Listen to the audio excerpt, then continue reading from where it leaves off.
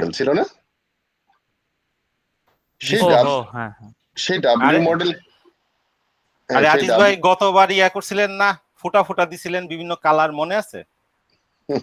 Sorry sir. ও আচ্ছা, আপনি তো পুরানো স্টুডেন্ট, আপনারা তো করছেন এর আগে। আজিজ ভাইরে ধরেন, ভুলে গেছে কে? স্যার আপনি বলেন স্যার, ভাই, আবার বলেন। পুরান পাপীরা যদি না পারে তাহলে পানিশমেন্ট হবে না?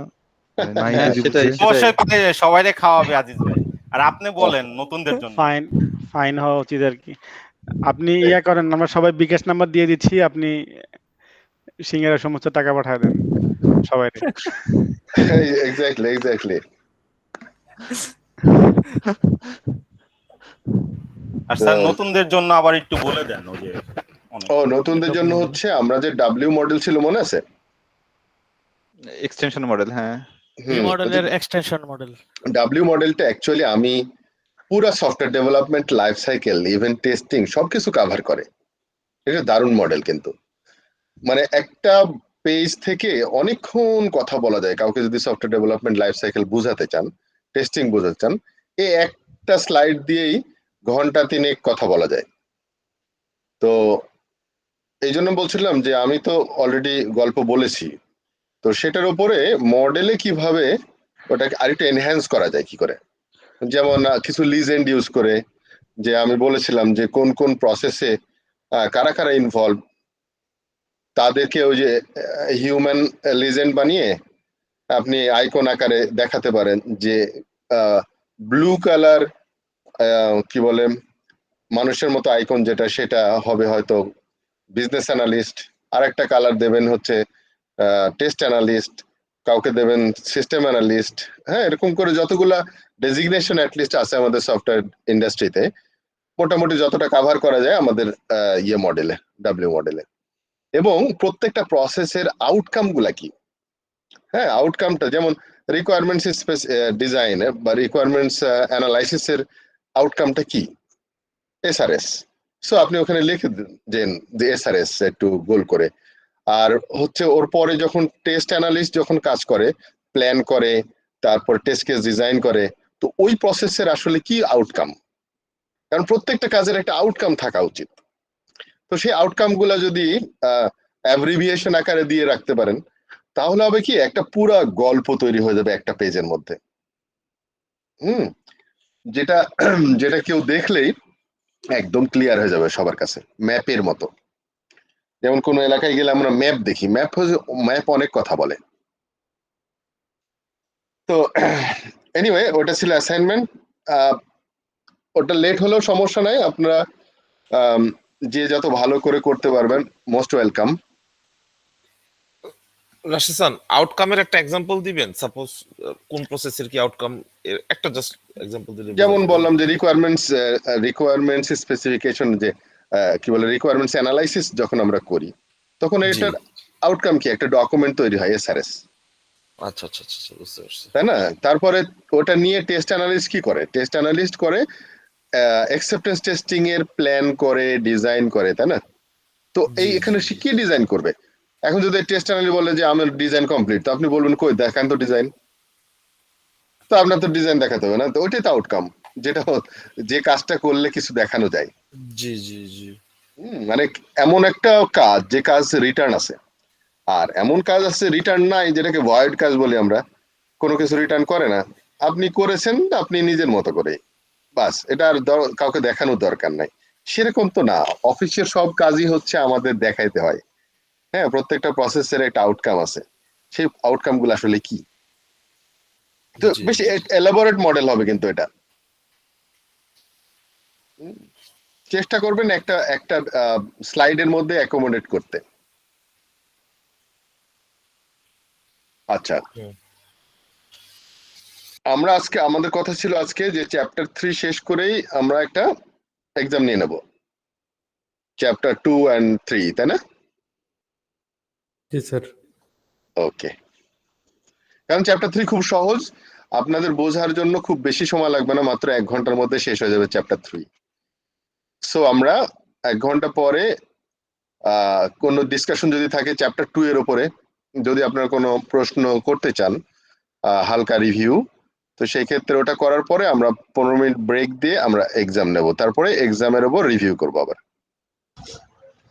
স্যার স্টার্ট করার আগে আমি একটা কোশ্চেন করতে পারি আগের চ্যাপ্টার থেকে? হ্যাঁ হ্যাঁ স্যার আমি তো আমরা হ্যাঁ বলেন। স্যার নরমালি তো যে আপনার সিস্টেম টেস্টিংটা মানে করা হয় ইন্টিগ্রেশন টেস্টিং এর উপরে, রাইট? কারেক্ট, সব যখন ইন্টিগ্রেট হয়ে যায়। আচ্ছা, আর হচ্ছে স্যার সিস্টেম ইন্টিগ্রেশন টেস্টিংটা কখন করা হয়? সিস্টেম ইন্টিগ্রেশন বলে তো কিছু নাই। স্যার থাকতে পারে না, ফর এক্সাম্পল আমরা কম্পোনেন্ট ইন্টিগ্রেট করতেছি ছোট ছোট মডিউল করে, ওইটাই তো ইন্টিগ্রেশন, টোটালটাকে ইন্টিগ্রেশন বলা হয়। ইন্টিগ্রেশন বলতেছে। আচ্ছা, এটা একটা সফটওয়্যার, বাট যখন লার্জ স্কেলের সফটওয়্যার হয় তো সেক্ষেত্রে তো অনেকগুলো সিস্টেমকে ইন্টিগ্রেট করি আমরা, যেটাকে আমরা আপনি আমরা যখনই কোনো সিস্টেম বলেন যদি, তাহলে আমার সিস্টেমের মধ্যে সে একটা সাব সিস্টেম না, জি জি। তাহলে সেটাকে আমরা কম্পোনেন্ট বলবো। আচ্ছা আচ্ছা, তার মানে তো এই সিস্টেমটাও তো সিস্টেম ইন্টিগ্রেশন টেস্টিংটাও তো তার মানে ইউনিট বা কম্পোনেন্ট টেস্টিং এর পরে আসছে। সেটা আমার কাছে তখন কম্পোনেন্ট হয়ে যাবে, কারণ আচ্ছা, আমি তো আর ওইটা তো অলরেডি টেস্টেড, তাই না? এখন আমি ইন্টিগ্রেশন করতে যাচ্ছি। তো একটা কম্পোনেন্ট ক্যান বি, আমার কাছে কি আসলে একটা কম্পোনেন্টের মতো লাগবে দেখতে ওই সাব সিস্টেমটাকে। যেমন আমরা হোল সিস্টেম বানাই, ইউজারের কাছে কি, তার কাছে একটাই জিনিস, তাই না? ওরা তোর ভিতরে জানে না কি হচ্ছে। জি স্যার। আমরা শুধুমাত্র এক্সটার্নাল ফাংশনালিটি গুলো টেস্ট করি। যখন একটা কমপ্লিট হয়ে যায় তখন আমরা শুধু এক্সটার্নাল গুলা দেখি, ইন্টারনাল গুলা দেখার সুযোগ নাই। তো ওটাকে ইন্টিগ্রেশন বলা হয়। জি স্যার, বুঝছি, থ্যাংক ইউ। এই জন্য ইন্টিগ্রেশনে দেখবেন যে ইন্টিগ্রেশনের মধ্যে ওই সিঙ্গেল কম্পোনেন্ট আবার সাবসিস্টেমকে সাবসিস্টেমের সাথে অ্যাড করে, আবার ওটাও ইন্টিগ্রেশনের part. Okay sir, thank you. Sir মানে বলেন। রুইনসান কেন বলতেছে, কারণ আমাদের যে এখন প্রজেক্ট করতেছি রাকুতেন মোবাইল প্রজেক্ট, সেখানে এসআইটি নামে একটা টেস্টিং আছে, সেটা হচ্ছে সিস্টেম ইন্টিগ্রেশন টেস্টিং। তাহলে এটা কি ওরা কাস্টমাইজ করে নাম দিছে না রিকগনাইজড আইএসটিকিউবি তে? এটা আইএসটিকিউবি রেকগনাইজ হলে তো এখানে থাকতোই, রাইট স্যার?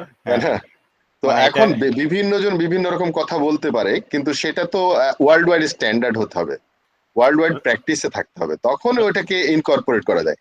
ধরেন আমরা বিভিন্ন কোম্পানি বিভিন্ন রকম করে অ্যাকাউন্টস মেনটেন করতে পারে, তাই বলে কি ইন্টারন্যাশনাল অ্যাকাউন্টিং স্ট্যান্ডার্ড হবে? বাট এসআইটি এই টার্মটা কিন্তু এই টার্মটা ওয়ার্ল্ড ওয়াইড, এই কারণে আমি বলি রাকুতেন তারা ইয়া করে, আমরা আরো অন্য ক্লায়েন্টের সাথে কাজ করি, তারাও অনেক রিকগনাইজড, ও তারাও এসআইটি, আমরাও এসআইটি টার্মস তারা ইউজ করে আর কি, আমরাও এসআইটি ইউজ করি আর কি। এবং আমরা যে ডাসল্টের সাথে যখন টেস্ট করে কথা বলি, তারাও এসআইটি এই টার্মসটা ইউজ করে। হতে পারে যে এই টার্মটা অনেক না হতে পারে, রাকুতেন তারপর ডাসল্ট, এরা তো আমি বলি যে হতে পারে। ইন দ্যাট কেস এখানে সিস্টেম এসআইটি তো আমরা অনেক আগে থেকে ইউজ করি, এখানে হচ্ছে ডিফারেন্ট সিস্টেম গুলাকে যদি আপনি ডিফারেন্ট কম্পোনেন্ট হিসেবে ইউজ করেন, এখানে কে জানি বললো লার্জ স্কেল, যখন আমরা ভাগ করতেছি দেন আদার প্রত্যেকটা ভাগ হচ্ছে একটা সিস্টেম একটা কম্পোনেন্ট, ওই কম্পোনেন্ট গুলাকে যখন ইন্টিগ্রেট করে আমরা কাজ করতেছি, in that sense system integration testing. এখানে যদি আমরা ওই যে থিওরিটিক্যাল অর্থে যদি আমরা কম্পোনেন্ট ইন্টিগ্রেশন সিস্টেম ওই অর্থে ধরলে আসলে আমার মনে হয় না হবে আর কি। সিস্টেম ইন্টিগ্রেশন টেস্টিং এনভায়রনমেন্ট আমরা এসআইটি বলতেছি আর কি। কম্পোনেন্টটা ওই কথাটা কিন্তু আমাদের বলাও ছিল। জি, আপনার ইন্টিগ্রেশনের আমি যদি দেখাই, সেটা হলো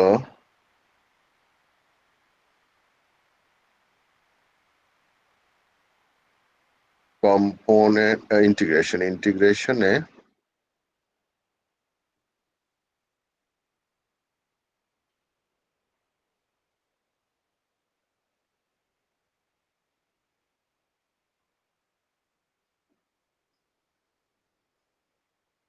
এই দেখেন ইন্টিগ্রেশনের যে স্কোপ দেখা যাচ্ছে,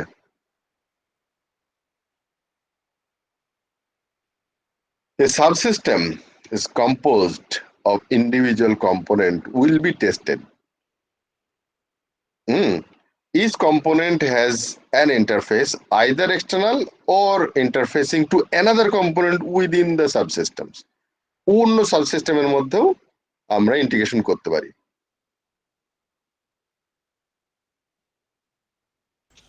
আলটিমেটলি স্যার এটা হচ্ছে ইন্টিগ্রেশন টেস্টিং। ইন্টিগ্রেশন টেস্টিং মানে আমি যখনই জোড়া লাগাচ্ছি তার মানে ইন্টিগ্রেশন। মেইনলি স্যার আমরা বলবো এসআইটি টেস্টিং আইএসটিকিউবি ইয়া না, স্ট্যান্ডার্ড বা এখানে রিকগনাইজ না, ঠিক আছে নাকি কথা ঠিক না আছে? না ওইভাবে না, জিনিসটা কম্পোনেন্ট হুম। ইন্টিগ্রেশন টেস্টিং আর কি, ওইটার হুম। মানে ওইটাকে ড্রাইভার মানে এটাকে ইয়ে করলে ট্রান্সলেট করলে আসলে এটা কম্পোনেন্ট ইন্টিগ্রেশন টেস্টিং এ হয় আর কি। এটাকে তো মানে integration testing. SIT integration testing, that's enough. হ্যাঁ, মানে ওটা part of integration G testing. Sir, SIT মানেই তো তো- সিস্টেম ইন্টিগ্রেশন টেস্টিং। হুম, না ওইটাই জি ওটা স্যার, মানে- যেটাই স্যার যেটাই হ্যাঁ। ম্যাচ সেটাই মাশরাফি আর কি স্যার, ওই কথা একটাই। আচ্ছা ওকে, আচ্ছা স্যার আরেকটা হ্যাঁ, কোশ্চেন, ওই যে বলেন। মানে নরমাল একদম সিলি কোশ্চেন, কিন্তু আমার এটা সবসময় টেস্টিং লেভেল আর টেস্টিং টাইপ, এটা মানে কিভাবে লেভেল ইয়া হচ্ছে করব? চারটা, ওই যে আমি কম্পোনেন্ট, হুম। তারপর ইন্টিগ্রেশন, জি স্যার। সিস্টেম আর অ্যাকসেপ্টেন্স, এটা হচ্ছে Yes. লেভেল বলা হয়। আর জি। টাইপস হচ্ছে ধরেন functional, non functional, architectural structural, বা স্ট্রাকচারাল, হ্যাঁ। হ্যাঁ, and confirmation and regression testing. Confirmation, regression, মানে- এগুলো হচ্ছে টাইপস।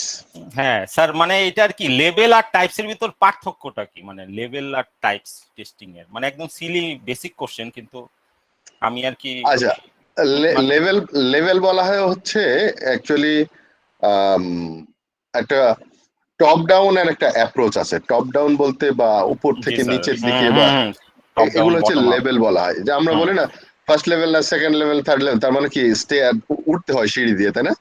জি তো স্যার। ওরকম আমরা ক্ষুদ্র ক্ষুদ্র করে বলছি যে এটা একদম জিরো লেভেল বা কম্পোনেন্ট লেভেল, এরপর জোড়া দিচ্ছি দিয়ে আমি একটু উপরের লেভেলে যাচ্ছি। তার মানে কি, আর এটা হচ্ছে সিস্টেমের একটা ছোট বড়র একটা ব্যাপার আছে। আর টাইপস গুলা হচ্ছে এটাকে কি বলবো, মানে বাংলায় বললে তো ধরন, হ্যাঁ, ডিফারেন্ট ওয়ে অফ টেস্টিং বলা যায়, ডিফারেন্ট ওয়ে। যেমন ফাংশনাল পয়েন্ট অফ ভিউ থেকে করতে পারি। অ্যাকচুয়ালি কতগুলো জিনিস আমাদের না, ওই ট্যাগ কেন আসছে বলেন তো? ট্যাগ আমরা যখন মানে ওই যে ইয়া করে যে অনেক রকম ডিভিশন করার চেষ্টা করি, যেমন ক্যাটাগরি করি, টাইপ করি, পরে দেখি আর খুঁজে পাই না, কি করব, তখন দিল ট্যাগ একটা, যখন যে যা দেবে তাই, দিল হ্যাশট্যাগ। যদি একদম পার্মানেন্টলি কোনো টাইপস বলা যেত তাহলে আমার একটা ফিক্স করা থাকতো, কিন্তু আর বলা যাচ্ছে না, যখন ডাইনামিক্যালি নতুন নতুন চেঞ্জ হয়ে যাচ্ছে, দেখবেন যে তখন এই সেগ্রিগেশন করাটা খুব টাফ হয়ে যায়। যেমন একটা বই, আপনি যদি একটা বইকে বলেন যে কোন কোন সাবজেক্টের, আপনি দেখবেন যে অ্যামালগামেট হয়ে যাবে, এই সাবজেক্টেও হয় ও সাবজেক্টেও হয়, কম্পিউটার সায়েন্সে হয়, আবার সফটওয়্যার ইঞ্জিনিয়ার। আচ্ছা, কি করবেন আপনি এখন? তখন আর আমাদের টাইপস এগুলা দিয়ে আর কোনো কাজ থাকে না। এরকম অনেকগুলা থাকতে পারে যেটা হচ্ছে কম্পোজিট হয়ে যেতে পারে। স্যার এরকম ভাবে কি বলা যায় না, মানে লেভেল যেখানে থাকবে সেখানে একটা সিকোয়েন্সের ব্যাপার থাকবে। যেমন আমি আগে অ্যাকসেপ্টেন্স করতে পারবো না, আমাকে আগে একটা মানে লেভেল অনুযায়ী এগোতে হবে আর কি, সিকোয়েন্সটা ফলো করতে হবে। এই সিকোয়েন্সের কথা যেখানে আসবে সেখানে হচ্ছে লেভেল আর কি। আর টাইপস এর মধ্যে এই ধরনের ইয়া থাকবে না। এই জন্য স্টেয়ার আপ বলে, যে আপনি দোতলায় নিচতলায় না উঠে তো তিনতলায় উঠতে পারবেন জি না। জি জি, লেভেল হচ্ছে এইটাই আসলে মৌলিক ইয়া পার্থক্য। মৌলিকটা মানে ইন এ ব্রড আমি আর কি চারটা লেভেলে কোন লেভেলে আমি কি করতেছি, ইন্টিগ্রেশনে ইন্টিগ্রেট করতেছি, কম্পোনেন্ট চেক করতেছি, কিন্তু এই চারটা লেভেলে কখনো কখনো আমাকে ফাংশনাল টেস্টও করতে হতে পারে, আবার নন ফাংশনাল টেস্টও করতে পারে। মানে টেস্টিং এর যত টাইপ গুলো আছে ওগুলা এই চারটা লেভেলে কোথাও কোথাও করতে হতে পারে, নাও করতে পারে, বাট লেভেল গুলো হচ্ছে ডিফাইন্ড, এই আর কি ডিফাইন্ড। হ্যাঁ, আর স্যার স্ট্রাকচারাল আর আর্কিটেকচারাল এটা তো অথবা মানে একই জিনিস, তাই না নাকি? ওটা ছিল কি স্ট্রাকচারাল অথবা আর্কিটেকচারাল ছিল না কথাটা, স্ট্রাকচারাল ছিল আপনার স্ট্রাকচারাল স্লাইডে। টেস্টিং। জি। স্ট্রাকচারাল মানে হচ্ছে একটা প্রসেস ফ্লোর মতো, ভিতর দিয়ে যাওয়ার ব্যাপার, ফ্লো চার্টের মতো, ইন্টারনাল স্ট্রাকচার বোঝার মতো। জি বুঝতে পারছি, তাহলে আমরা স্ট্রাকচারাল টেস্টিং ই বলবো। আরেকটা হচ্ছে sir confirmation and regression testing. তাই কনফার্মেশনটা হচ্ছে যে রিটেস্ট এর মতো, তাই ওইটার সাথে রিগ্রেশন, হ্যাঁ, তাহলে রিগ্রেশন হচ্ছে আমার যদি কোনো চেঞ্জ হয় সেটার ক্ষেত্রে অন্য কোনো কম্পোনেন্টে বা অন্য কোনো ইয়েতে আমার ইমপ্যাক্ট পড়লো কিনা, তাহলে এই দুটারে একসাথে রাখছে কেন, মানে এটা কি ইচ্ছা করে রাখছে? মানে অ্যাকচুয়ালি রিটেস্ট, আপনি যদি বলেন যে আর কি বলে আপনার রিগ্রেশন টেস্টটা তো রিটেস্ট টাইপ অফ, তাই না, যে আমি আবার টেস্ট করতে হচ্ছে ওইগুলাকে। একবার ওকে করেছিলাম স্যার, ক্লিয়ার। রিগ্রেশন টেস্ট একবার, মানে রিগ্রেশন যখনই করব তার মানে ওটাতে একবার টেস্ট করেছিলাম, আবার করতে হচ্ছে বাধ্য হয়ে, কি কারণে আমি একটা চেঞ্জ করেছি।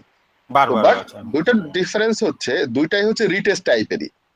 হ্যাঁ, কিন্তু রিগ্রেশন টেস্টটা হচ্ছে শুধু আমাকে না, আমাকে টেস্ট করার পরে আমাকে শুধু যদি বলি তাহলে রিটেস্ট, আর যদি আমার জন্য অন্য কেউ এফেক্টেড হয় সেগুলোকে টেস্ট করার নাম হচ্ছে রিগ্রেশন টেস্ট। এই হচ্ছে পার্থক্য। জি স্যার, থ্যাংক ইউ। ওয়েলকাম। সবাই কি ওকে ঠিক আছে তো? স্যার স্ট্রাকচারাল টেস্টিং যেটা যতটুকু জানি স্যার, এটা তো গ্লাস বক্স টেস্টিং বা হোয়াইট বক্স টেস্টিংটা কি স্ট্রাকচারাল টেস্টিং বলা হয়, তাই না? ব্ল্যাক বক্স না, হোয়াইট বক্স। হোয়াইট বক্স, জি হোয়াইট বক্স। হোয়াইট বক্স যেমন ধরেন এটাকে আবার গ্লাস বক্সও বলা হয়। হ্যাঁ, গ্লাস মানে হচ্ছে ভিজিবল আর কি। হ্যাঁ, এখন ব্যাপারটা হচ্ছে এগুলাকে বিভিন্ন নাম দিলে, যদি আপনি নাম দিতে থাকেন তো অনেক নামই দেওয়া যাবে। হ্যাঁ, ওই জন্য এত নামের দরকার না, আমাদের কনসেপ্টটা বোঝা থাকলে হবে। ভবিষ্যতে আইএসটিকিউবি বা ইন্টারন্যাশনাল বডি গুলো যদি তার নাম পরিবর্তন করে আমরা করব তখন, বাট এখন আমরা করতে চাচ্ছি না, এই জন্য যে ধরেন এই প্যাটার্নে অনেকে সার্টিফাইড হয়ে আছে। সো আপনি যদি কমন স্ট্যান্ডার্ডে কথা না বলতে পারেন তাহলে দেখা যাবে যে কমিউনিকেশন একটা গ্যাপ হবে। স্ট্রাকচারালের সব থেকে ভালো স্ট্রাকচারাল বুঝতে হলে একটু ভালো করে বুঝেন, যেমন মানুষের কতগুলো স্ট্রাকচার আছে, কাঠামো না, বাংলাতে বলে কাঠামো। আল্লাহ তাআলা বলছে যে আমি মানুষকে সর্বোত্তম কাঠামোয় বানাইছি। কতগুলো কাঠামো আছে বলেন তো মানুষের? একটা যে ফিজিক্যাল কাঠামো, একটা মেন্টাল কাঠামো। এখন ফিজিক্যাল কাঠামোকে অনেকে মনে করতে পারে এটা হোয়াইট বক্স, আমি সোর্স কোড না দেখলে হবে না। মেন্টাল কাঠামো হতে পারে যে একটা বিজনেস প্রসেস ফ্লোটাও তো একটা কাঠামো। মানুষের শরীরে অনেকগুলো কাঠামো আছে, যেমন ধরেন আপনি তন্ত্র বলি যেগুলাকে, হ্যাঁ, কঙ্কাল তন্ত্র, রক্ত সংবহন তন্ত্র, এগুলো সব স্ট্রাকচারাল। তারপর স্নায়ুতন্ত্র, হ্যাঁ, তো এরকম মানুষের মানবিক তন্ত্র আছে, মনোজগতের বিভিন্ন স্ট্রাকচার আছে। মেন্টাল স্ট্রাকচার ভালো না এর, বলেন আমরা ওর মেন্টাল স্ট্রাকচার দারুণ। তো ওইরকম আপনি যদি সোর্স কোড দিয়ে বোঝেন তাহলে দ্যাট ইজ ফিজিক্যাল, কিন্তু মেন্টাল স্ট্রাকচার দিয়ে যদি বুঝতে চান, হ্যাঁ, বিজনেস প্রসেসটাও হচ্ছে আমার একটা স্ট্রাকচার। অনেক সময় এই কোশ্চেনটা আসতে পারে যে একটা বিজনেস প্রসেস ফ্লোটা কি হোয়াইট বক্স নাকি ব্ল্যাক বক্স? White box. তখন হোয়াইট বক্স হবে। এইটাতেও অনেকেই ভুল করে, এটা মাথায় রেখেন, আমি স্পেশালি বলি এগুলা, এটাকে এই ধরনের একটা কোশ্চেন আসে সাধারণত। সো আমি কি প্রসিড করব? জি স্যার। ওকে, আজকে আমাদের স্ট্যাটিক টেকনিক। তো স্ট্যাটিক টেকনিকটা মানে হচ্ছে যেটা ডাইনামিক না, মানে হচ্ছে যেটা সফটওয়্যার রান করার দরকার নাই। সফটওয়্যারের আর্টিফ্যাক্ট গুলাকে যখন আমি টেস্ট করব উইদাউট রান, সফটওয়্যারের আর্টিফ্যাক্ট বলতে আমি বোঝাচ্ছি যে কোনো ধরনের আরে কি বলবো, যে কোনো ধরনের অবজেক্টই হতে পারে। অবজেক্ট বলতে এখানে যে কোনো টেস্ট করা যায়।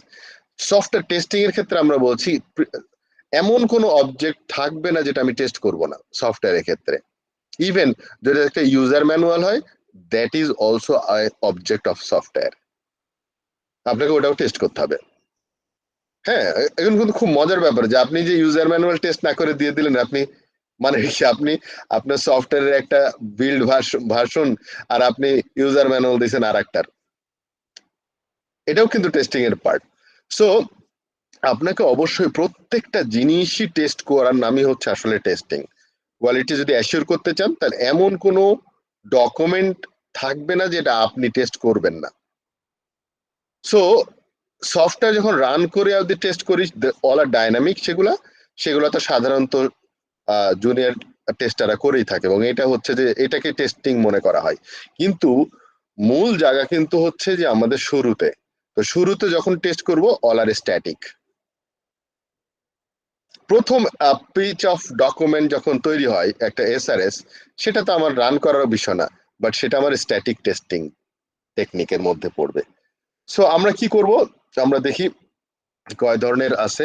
সো এখানে রিভিউ অ্যান্ড টেস্ট প্রসেস, তো বেসিক্যালি রিভিউটা এখানে খুব ইম্পর্টেন্ট, আর হচ্ছে টুল বেস স্ট্যাটিক অ্যানালাইসিস। সো চ্যাপ্টারটা খুব সহজ, এবং একটু মনোযোগ দিয়ে শোনেন যাতে করে একেবারে ক্লিয়ার হয়ে যায়। আমরা দেখি যে স্যার স্ক্রিন সাইজ বড় হয় না আর ফুল স্ক্রিন মোট? এটা কি, আমি তো এই স্ক্রিনের বাইরে কি অন্য কিছু দেখাচ্ছি আপনাকে? হ্যাঁ, মানে সবার পার্টিসিপেন্টের ইয়া দেখাচ্ছে। ও আচ্ছা আচ্ছা, ছবি ভিডিও গুলো ফুল স্ক্রিন মোড আছে নাকি? হ্যাঁ না, আমি আমি আমি তো উইন্ডো করছিলাম না। আচ্ছা, আবার করেন মনে হয়, ঠিক আছে।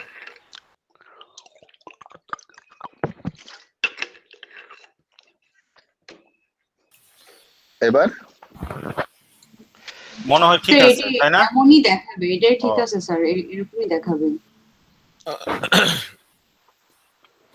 ঠিক আছে স্যার, কন্টিনিউ করেন। আমার একটা ছোট্ট কোয়ারি ছিল, বলেন। সেটা হচ্ছে সাপোজ যখন ক্লায়েন্ট সাইড থেকে বিজনেস রিকোয়ারমেন্ট গুলো আসে, আমি একটা এক্সাম্পলই দিই, আমাদের রানিং প্রজেক্টের একটা এক্সাম্পল দিই। আমাদের কনফারেন্সে প্রচুর মানে রিকোয়ার্ড ডকুমেন্ট আসে, যেগুলো আমাদের স্টাডি করে করে ওইটার উপর ডিপেন্ড করে আসলে আমাদের টেস্ট কেস অথবা এই জিনিসগুলো সাজানো হয়। তো ওই কনফারেন্সের ভিতরেও দেখা যায় যে আসলে বিজনেস রিকোয়ারমেন্টের অনেক চেঞ্জ থাকে, যেগুলো ওরা চেঞ্জ করে না, মানে চেঞ্জ করে না কি, আপডেটেড ইনফরমেশন দেয় না, আপডেট করে না। তো আমরা আবার এগুলো কোয়ারি করে করে ওদের রিকোয়েস্ট করি যে এটা তো তোমাদের আপডেট নাই। ইনহাও আমরা জানি যে এটা আসলে চেঞ্জ হবে, চেঞ্জ হতে বাধ্য, কারণ আদারওয়াইজ এই প্রজেক্ট এইভাবে রান করবে না। তো এটাও কি কাইন্ড অফ টেস্টিং এর পর্যায়ে পড়ে? অবশ্যই, হ্যাঁ হ্যাঁ অবশ্যই। ইভেন এগুলা দেখেন, আপনি কনফিগারেশন ম্যানেজমেন্টের কথাই বলছেন এখন। সেটা হলো যে আপনি আপনার কোড চেঞ্জ হয়ে গেছে অথচ ডকুমেন্ট চেঞ্জ হয় নাই, এটা তো কনসিস্টেন্ট হতে হবে। এই যে কনসিস্টেন্ট চেক করলেন না, এটাও তো আপনার স্ট্যাটিক টেকনিক। আচ্ছা আচ্ছা আচ্ছা আচ্ছা আচ্ছা, রাইট রাইট রাইট, জি জি, ঠিক আছে। সো আমাদের বেসিক অ্যাপ্রোচ কি, স্ট্যাটিক টেস্টিং। তো আমরা জানি স্ট্যাটিক মানে হচ্ছে যেটা রান করবে না, এক্সিকিউট করবে না। তো আমরা দুই ধরনের স্ট্যাটিক টেস্টিং আছে, একটা হচ্ছে রিভিউ আর একটা হচ্ছে স্ট্যাটিক অ্যানালাইসিস, যেটাকে টুল বেসড বলা হয়। টুল বলতে এমন না যে ওই ভারী কোনো টুলস বলতে বোঝায় যে কোনো টেকনিক্স, ডায়াগ্রামস, হ্যাঁ, টেবিলস, এগুলা দিয়ে আসলে করা। The static techniques component dynamic method was to static test find defects rather than failure. হ্যাঁ, ফেলিওর তো দেখতে পাবো না স্ট্যাটিকে, সো এটাকে আমাকে কি বলে ডিফেক্ট ফাইন্ড করতে দেবে, ফেলিওর না। কনসেপ্টস আর ইন্সপেক্টেড অ্যাজ ওয়েল। দেখেন, আপনি যে কনসেপ্ট পেপার দেবেন একটা, সেটাও আপনাকে ইন্সপেক্ট করতে হবে যে আসলে কি কনসেপ্টটা ঠিক আছে, তো এটা কি ফিজিবল। হ্যাঁ, আমরা দেখবেন যে সফটওয়্যার তৈরি আগে আমরা ফিজিবিলিটি অ্যানালাইসিস করতাম আগে, যে আসলে কি ফিজিবল, এটা করাটা কি ঠিক হবে, মানে আমি পারি বলে কি করব, ফিজিবল কিনা। হ্যাঁ, তো ফিজিবিলিটি অ্যানালাইসিস, এটাও কনসেপ্টও আমাকে টেস্ট করতে হবে। Not only executable code, defects and deviations are found in early phases before they are implemented in the code.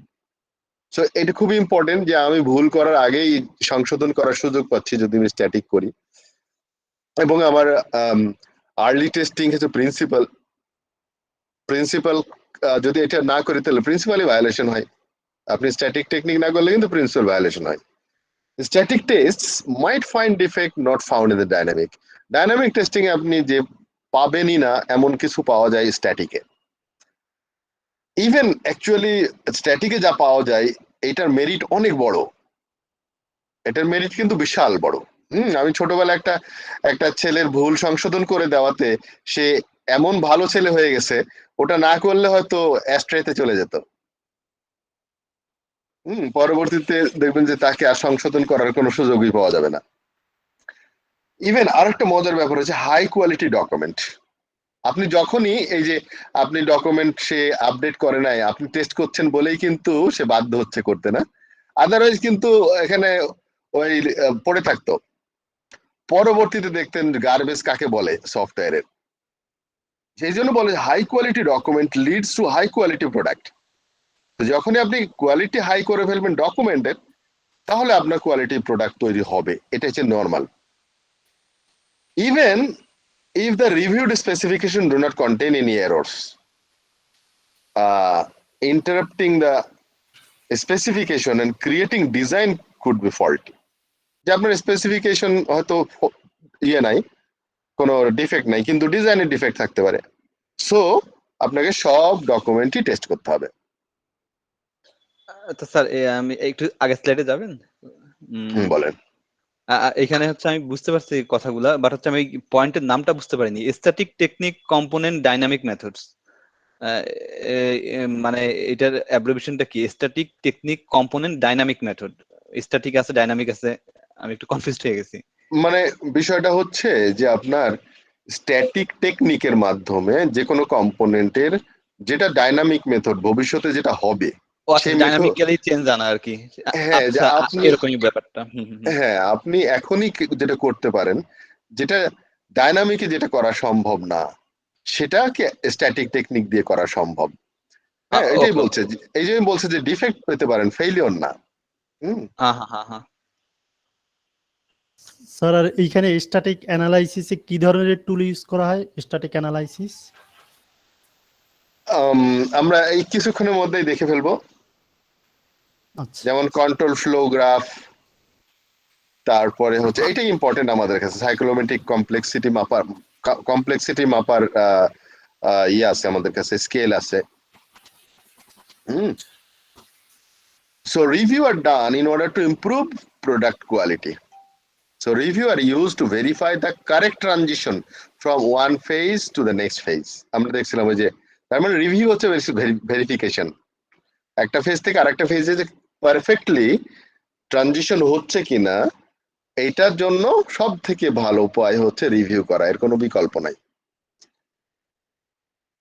So detecting errors early save cost, and during review the following error must be detected. তাহলে আমাদের লক্ষ্য উদ্দেশ্যটা এখন প্রথমে ঠিক করে নিলাম যে আমরা কি কি ডিফেক্ট পাবো। So errors in specification, errors in design and architecture, errors in interface specification, deviation from agreed standard, ওই যে নেমিং কনভেনশন, তারপরে আপনি অবজেক্ট ওরিয়েন্টেড যে থাম্ব রুলস গুলো আছে সেগুলো আপনি চেক করতে পারবেন এখান থেকে। সো আপনার মোটামুটি এই 4 ধরনের জিনিস আপনি ডিফেক্ট খুঁজবেন, মানে আপনার দৃষ্টিভঙ্গি থাকবে ওরকম। আচ্ছা স্যার, এই রিভিউর ফুল প্রসেসটাই কি মানে আমার যে কোডের যে ইমপ্লিমেন্টেশনের আগ পর্যন্ত? হ্যাঁ, আপনি যখন প্রোগ্রামারের কাছে দিচ্ছেন না, তার আগ পর্যন্ত যাই হচ্ছে সবই রিভিউ। ইভেন প্রোগ্রামারকে জেনে দিচ্ছেন কোড রিভিউ করতে পারি আমরা। আচ্ছা, হ্যাঁ, আমরা কোড রিভিউ তো করতে পারি। আমরা তো কোড রিভিউ করতাম এর আগে, একজন প্রোগ্রামার আর একজন প্রোগ্রামারের কোড রিভিউ করতো। সো আপনি যেমন ধরেন যে লাস্টের যে পয়েন্টটা বললাম যে প্রোগ্রামিং গাইডস, তো ওটা তো কোড রিভিউ ছাড়া পারবেন না। তার মানে কোড করার পরেও স্ট্যাটিক রিভিউ করা যায়, মানে স্ট্যাটিক টেকনিক করা যায়। আচ্ছা স্যার, থ্যাংক ইউ স্যার। জি, আই থিংক এটা আমাদের এটা রানিং প্রসেস আর কি বিজেটিতে। ফাইন, তাহলে তো খুবই সহজ আপনাদের জন্য। কোড রিভিউ হয় আর কি, সব রিভিউই হয় এখন স্যার। টেস্ট কেস রিভিউ বা আমাদের যে টেস্ট ডিজাইন রিভিউ আছে, ওইটা তো ওইটা কি এইটার ভিতর পড়বে এই রিভিউর? ওটা হচ্ছে টেস্টিং ফেসের, মানে অ্যাকচুয়ালি ওটা হচ্ছে যে প্রোডাক্টের না, কারণ টেস্ট কেস তো আমার প্রোডাক্টের না, বাট ওটা হচ্ছে আমরা রিভিউ করি এই জন্য যে কোনো মডিফিকেশন হলে, কোনো ফিচার আসলে আমাদের ওই যে ওপেন মাইন্ডেড হতে হবে, কারণ আগের টেস্ট কেস গুলা ইনভ্যালিড হতে পারে, ইনএফিশিয়েন্ট হয়ে যেতে পারে, যার জন্য আমাদের রিভিউ করতে হবে। ওটা আমাদের কাজ, মানে আমাদের জন্যই করা, কিন্তু টেস্টিং প্রসেসকে ভালো করার জন্য করা। কিন্তু আমি এখন যেটা বলছি, অল দ্য সফটওয়্যারের অবজেক্ট যত কিছু আছে overall. Thank you. So review করার অ্যাডভান্টেজ কি এন্ড ড্রব্যাকস কি আছে আমরা দেখি। যে lower cost and relatively high potent, মানে কস্ট হবে, অবশ্যই তো কস্ট হবে, কিন্তু লোয়ার কস্ট কিসের জন্য? আমার পটেনশিয়াল সেভ হবে। আমি যদি আগে টেস্ট না করতাম, তাহলে ভবিষ্যতে ভুল করতে করতে যে পরিমাণ পটেনশিয়াল লস হতো, ওটা থেকে বাঁচানো যায়। Errors in documentation are detected and corrected early. High quality document improve the development process. Even আপনি যদি ডকুমেন্ট মানে আপনি যখনই রিভিউ করতে যাবেন আপনাকে ডকুমেন্ট তারা করতে বাধ্য। এটা কিন্তু পেইন একটা ডেভেলপারদের জন্য। সাধারণত মানুষজন কথা বলতে পছন্দ করে, কোড করতে পছন্দ করে, যদি বলেন যে একটু লিটারেচার লিখতে, এইবার দেখবেন যে পেন কাকে বলে।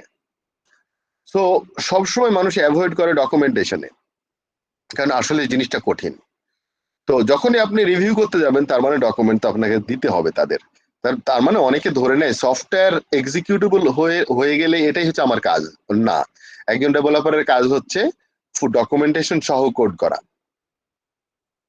সো আমি যদি বলি যে আমি টিচার, আমি শুধু ক্লাস নেব, নো, আমার কাজ শুধু ক্লাস নেওয়া না, আমার মার্কস ইনপুট দেওয়া, রেজাল্ট পাবলিশ করা, এই সমস্ত কাজ হচ্ছে আমার। ইভেন আমাকে ওই কি বলে, মানে এখানে টিচিং প্রফেশন কাকে বলে আমি বুঝতেছি তো এখন, যে কি বলে end of semester course file end করার জন্য ব্যাপক কাজ করতে হয় আমাদের, কত রকমের যে কাজ করতে হয়, তার জন্য অনেকগুলো ডকুমেন্ট আছে। তো এনিওয়ে, একটা সফটওয়্যার প্রোগ্রাম না মানে হচ্ছে শুধু সফটওয়্যারটা রান করবে এরকম জিনিস না। একটা সফটওয়্যার অনেকগুলো ডকুমেন্টের সহ আমাদের সফটওয়্যার প্রোডাক্ট ধরা হয়। ইভেন আপনি যদি বলেন যে কাস্টমারকে দিতে চান একটা সফটওয়্যার, তাও তো আপনাকে কি বলে ইনস্টলেশন গাইড, ইউজার গাইড, দেন আপনার কি বলে সফটওয়্যার সব সহ আপনাকে দিতে হয় প্যাকেট করে, তাই না? আদারওয়াইজ আপনি শুধু এই এক্সিকিউটেবল ফাইল দিলে হবে না তো। জি স্যার, দিতে হয়। যেমন আর্টচিকোতে আমরা দিছি, কিন্তু স্যার এটা কি ম্যান্ডেটরি যে একদম ম্যানুয়াল বানায় দেওয়া, একদম ভিডিও বানাইছে স্যার ইয়াতে? হ্যাঁ, এটা ম্যান্ডেটরি, না হলে আপনি সফটওয়্যার দিয়ে আমি কি করব? মানে আপনি আমার জন্য এমন একটা প্রোডাক্ট দিলেন কিন্তু আমি ইউজ করতে জানি না, তো কি করব আমি? প্রতিটা স্টেপ একদম ভিডিও করে পাঠাইছে। হ্যাঁ, জি স্যার, ক্লিয়ার। এটা তো ইউজারের পয়েন্ট অফ থেকে। এখন আপনি ধরেন যারা ডেভেলপমেন্ট পয়েন্ট অফ ভিউ থেকে, আপনি এটা তো সাস্টেন করতে হবে বহুদিন ধরে, আবার চলবে, তাই না? তো আপনার যদি সিস্টেম ডিজাইন না থাকে তাহলে নতুন কেউ এসে কি করে বুঝবে যে কি করে করছে? সো এর ব্লুপ্রিন্ট থাকা লাগবে, এভরি ব্লুপ্রিন্টস, এবং এটা কনসিস্টেন্ট হওয়া লাগবে। ওই যে তানভীর ভাই বলো না, কনসিস্টেন্ট না হলে হবে না। কিন্তু ডকুমেন্ট বলছে একরকম আর আপনি দেখবেন আর জিনিস আর এক রকম, হবে না। স্যার এটাই তো সমস্যা, অ্যাজাইল প্রসেসে বা এই যে স্প্রিন্ট বেসে চেঞ্জ হয়, ঝামেলা। এই যে আপনার ডকুমেন্টেশন আমরা এখনো ফেস করতেছি। এই জন্য আপনার ডকুমেন্টেশনের জন্য আপনাকে অবশ্যই একটা ফ্লো মেনটেন করতে হবে, এবং আপনাকে, যেমন আমাদের এখানে এক্সেল দিয়ে মেনটেন করা হয় ইউনিভার্সিটির সমস্ত কাজ। তো আমাদের চেক লিস্টের মতো একদম পুরা এক্সেলের লিঙ্ক দেওয়া আছে, ওখানে আমি ক্লিক করে সব জায়গায় যেতে পারি, যার ফলে কনসিস্টেন্সি চেক করা যায় সহজে।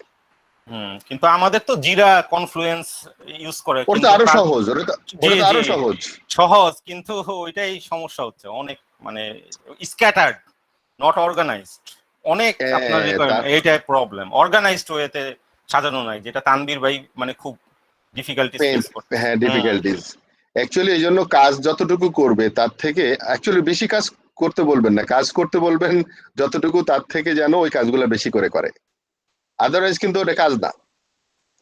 কারণ আপনার যে পটেনশিয়াল লস হবে পরবর্তীতে, এইটা কিন্তু হিসাব করতে দেখবেন যে অনেক বড়। আমরা অনেক সময় শর্টকাট করতে চাই, তাই না? লাইন ব্রেক করে সামনে চলে যেতে চাই, বাংলাদেশে যে নেচার আমাদের, যে মনে করি যে এইটাতেই আমার বেনিফিট। কিন্তু এটা যখন একটা কালচারে পরিণত হয়ে গেছে, পেইন কেমন উঠছে দেখেন, এখন পুরো জনগণ ব্যাঙের মতো হয়ে গেছে। প্রথমের দিকে তো আমরা মনে করছিলাম যে আমার ক্ষমতা আছে, আমি লাইন ব্রেক করে সামনে যাব, কিন্তু এখন কতজনের ক্ষমতা আছে চিন্তা করেন। ঢাকা মেডিকেল কলেজে ক্ষমতা দিয়ে ধরেন ভর্তি করে সবাই, ক্ষমতা ছাড়া তো চিন্তাই করা যায় না। আপনি এখন বলেন যে এখন ঢাকা মেডিকেলে ভর্তি করার জন্য শেখ হাসিনার বললে তারপর ভর্তি করবে, আপনি তখন কি করবেন? আপনি বলেন তো অসহায় হয়ে যাবেন না? কিন্তু এটা যদি একটা স্ট্যান্ডার্ড প্রসিডিউর মেনটেন করে আমরা করতাম প্রথম থেকে, তাহলে আর এই পেরেশানিটা থাকতো না। তো এটা সব ক্ষেত্রে প্রযোজ্য, প্র্যাকটিসটাই নেই। হ্যাঁ, এই জন্য বাইপাস করবেন না কখনো। আমরা বাইপাস করার উস্তাদ। আমি নিজের মাঝে মাঝে মালয়েশিয়াতে খুব লজ্জিত হই নিজের কাছে নিজে, যে আমি আসলেই বাংলাদেশি।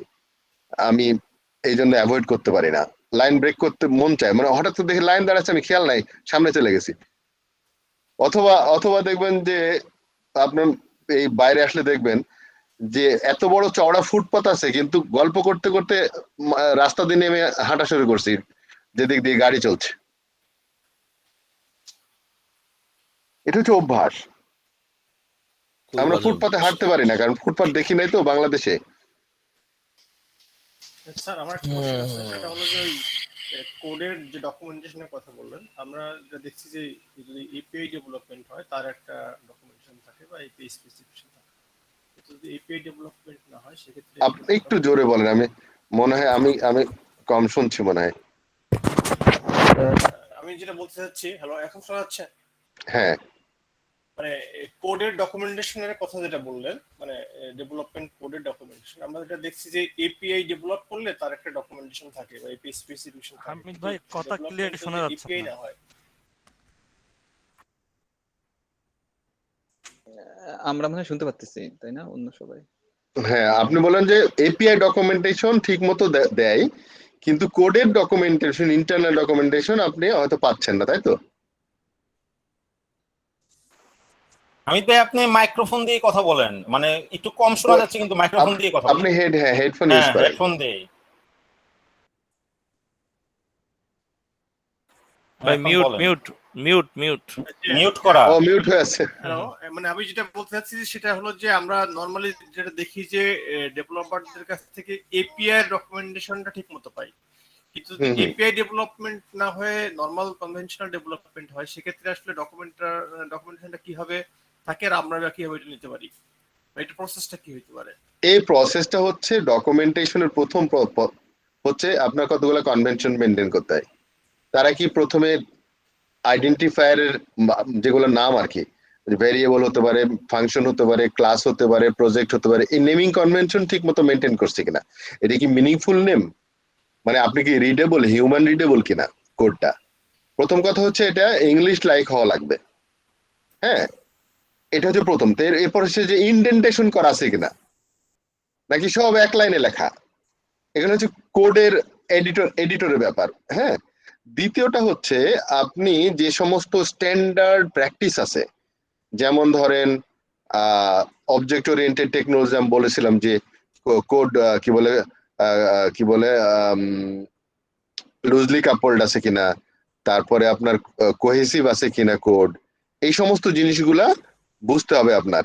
নাকি দেখা যাবে যে টাইটলি কাপড় করে রেখে দিছে, হ্যাঁ, তখন কি হবে, তখন দেখবেন যে মেইনটেনেন্স কস্ট বেড়ে যাবে। এক জায়গায় সমস্যা হলে এরপর লেজে গোবরে, যাকে বলে লেজে গোবর চেনেন, গোবর ছাড়াইতে পারবে না লেজ থেকে, এরকম অবস্থা হয়ে যাবে কোডে। সো এই জন্য বেটার হচ্ছে ডকুমেন্টেশন গুলো আপনাকে দেখতে হবে কোড রিভিউ করে যে ঠিক মতো মেনটেন করছে কিনা। নেমিং কনভেনশন আপনি কি করে বুঝবেন যে ভালো নাম কাকে বলে? ফরম্যাট হচ্ছে Camel casing, world wide acceptable. হ্যাঁ, ক্যামেল কেসিং কিরকম, যেমন আমি যদি বলি হামিদ খান, একটা আছে ভেরিয়েবলের নেম, তো হামিদের এইজটা ছোট হাতের হবে আর কেটা বড় হাতের হবে, কিন্তু মাঝখানে কোনো স্পেস থাকবে না, তারপরেও দেখবেন আপনি পড়তে পারবেন। কেন আমি ছোট হাতের বললাম এটা আলাদা কেস। যদি এটা ক্লাসের নাম হতো তাহলে হামিদ এইজটা বড় হাতের হতো, খানের কেটাও বড় হাতের হতো, তাহলে আমরা দেখে বুঝবো যে ও আচ্ছা এটা ক্লাস। আর যদি দেখতাম যে ছোট হামিদ খান, হয়তো এটা মেথড, তাও মেথডের পাশে ব্র্যাকেট দেওয়া থাকে, সহজ। কিন্তু ভেরিয়েবল নেম আর মেথড নেম একই রকম দেখতে, কিন্তু ভেরিয়েবল নেমের পাশে ব্র্যাকেট থাকে না বলে এটাও বোঝা যায়। তো তার মানে খুব সব থেকে কম সংখ্যক ক্যারেক্টার দিয়ে মিনিংফুল নাম লেখার যে কনভেনশন, এটাকে বলা হয় নেমিং কনভেনশন। তবে কেমন ছোট হতে হবে? ছোট বলতে খুব ছোট না। যেমন আমরা কোনো কোড করার আগে কমেন্টস দিয়ে লিখে রাখছি যে এই মেথডের কাজ হচ্ছে এই, একটা ডেসক্রিপশন লেখা। আপনি কি এই ডেসক্রিপশনের একটা সামারি করে যদি এরকম সাইজের হয়, মনে করেন যে 60 ক্যারেক্টারের একটা মধ্যে নিয়ে আসতে পারেন, তো বেটার হচ্ছে ওই মেথডের নাম ওইটাই রাখেন, ক্যামেল কেসিং করে ওইভাবে লিখে রাখেন 60 ক্যারেক্টারের বড় নাম দেন, যাতে করে ওই নামটা দেখে যারা ব্যবহার করবে তারা যেন আবার এই স্পেসিফিকেশন দেখতে না আসতে হয়, নাম দেখে যেন বুঝতে পারে। এই জন্য বলে সেলফ ডেসক্রিপটিভ নেম হওয়া লাগবে। এখন হ্যাঁ, সেলফ এক্সপ্লেনেটরি নেম হতে হবে। আগে যেমন আমরা বলতাম একটা ভেরিয়েবলের নামের আগে আমাকে একটা গল্প লিখতে হতো, এখন বলছে যে না, এত গল্প পড়তে আসতে হলেও তো আমাকে আবার ডকুমেন্ট খুলতে হবে, সোর্স কোড। বাট আমি যেখানে ব্যবহার করব সেখানে নামটা দেখলে যেন বুঝতে পারি, সেলফ এক্সপ্লানেটরি নাম হতে হবে। সো এরকম জিনিসপত্র থাকতে হবে আপনার, যেন লিঙ্কেজ গুলো আপনি কত বেশি ইন্টারফেসিং করতে পারছেন, নাকি হার্ড কোড করছেন, কত বেশি প্যারামিটারাইজ করতে পারেন, এই সমস্ত বিষয়গুলো দেখার নাম হচ্ছে আসলে কোড রিভিউ করা। আরো যদি কেউ ভালো এক্সপ্লেন করতে পারেন, অ্যাড করতে পারেন হামিদ ভাইয়ের জন্য। আরো কোনো গুড প্র্যাকটিস যদি থাকে। ক্যামেল কেসিংটা বললাম, ওটা হচ্ছে বেশিরভাগই ব্যবহার করে, অনেকে আবার আন্ডারস্কোর ব্যবহার করে, বাট আমি আন্ডারস্কোর থেকে ক্যামেল কেসিংটা বেশি পছন্দ করি এই জন্য যে অ্যাটলিস্ট আপনার প্রত্যেকটা আন্ডারস্কোরের জন্য 1 বাইট জায়গা লাগে, সেটা লাগে না ক্যামেল কেসিং এর জন্য। কারণ কোডও একটা ব্যাপার আছে, কোডটা লোড করতে হয়, তো এই জন্য কোডটাকেও যত কম করা যায়।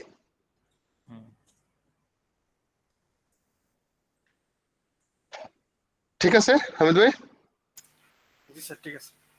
ওকে, দেন আমরা দেখি ড্রব্যাকস। আচ্ছা, increase rate of communication and exchange know how, most important রিভিউয়ের ক্ষেত্রে, যে আমরা যখনই ডকুমেন্ট করব তখন হচ্ছে আমার কমিউনিকেশন রেটটা ইনক্রিজ করবে, কমিউনিকেশনটা ভালো হবে এবং নো হাউটা এক্সচেঞ্জ করা সম্ভব। আপনি যদি না লিখতেন আমার সামনে আসতো না, আমি পড়তাম, পড়ে যদি আমি যে জিনিসটা জানি না সেই জিনিসটা এখন শিখতে পারতাম। সো নো হাউ এক্সচেঞ্জ করা যায় ডকুমেন্টে রিভিউ করলে। দেন ড্রব্যাকস কি আছে? স্ট্রেস মে অ্যারাইজ, মোস্ট ইম্পর্টেন্ট। এটা 1 নম্বর পয়েন্টটা হচ্ছে লাল রঙের। Stress May arise if author is confronted directly. তার মানে আপনি যে এই ডকুমেন্টটা প্রিপেয়ার করেছে, অথর বলতে বোঝাচ্ছি আমরা যে লেখছে, যে এসআরএস লিখছে সে হচ্ছে এসআরএস এর অথর। যে কোড লিখেছে আমরা বলি প্রোগ্রামার, আপনি অথর বলতে পারেন, কোডের অথর সে।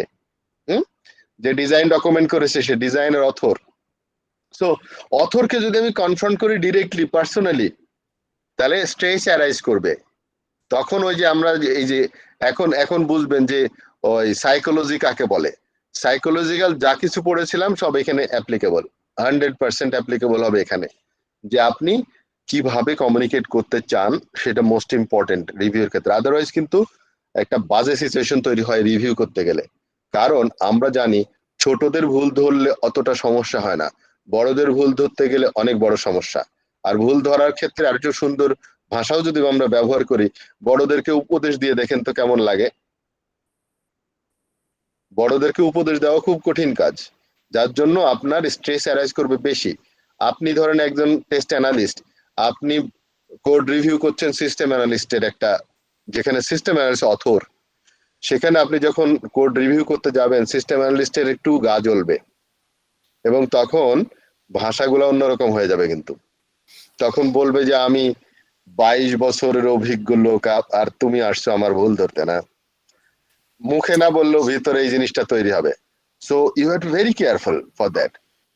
এটা রাশেদ স্যার, একটা এক্সপেরিয়েন্স শেয়ার করি আমাদের বলেন। রানিং প্রজেক্টের। আমাদের ডেভেলপমেন্ট টিমে মানে আমাদের কিউএ টিমে হচ্ছে হলো আমরা বিজেআইটি এবং জাপানের একটা কোম্পানি শিফট, আমরা দুজন কাজ করতেছি কিউএ টিম হিসেবে। আর হচ্ছিল ডেভেলপমেন্ট টিমে হচ্ছে হলো ম্যাভেনি নামের একটা কোম্পানি কাজ করতেছে আমাদের প্রজেক্টে। এটা হচ্ছে আইএসপি প্রোডাক্ট ক্যাটালগ।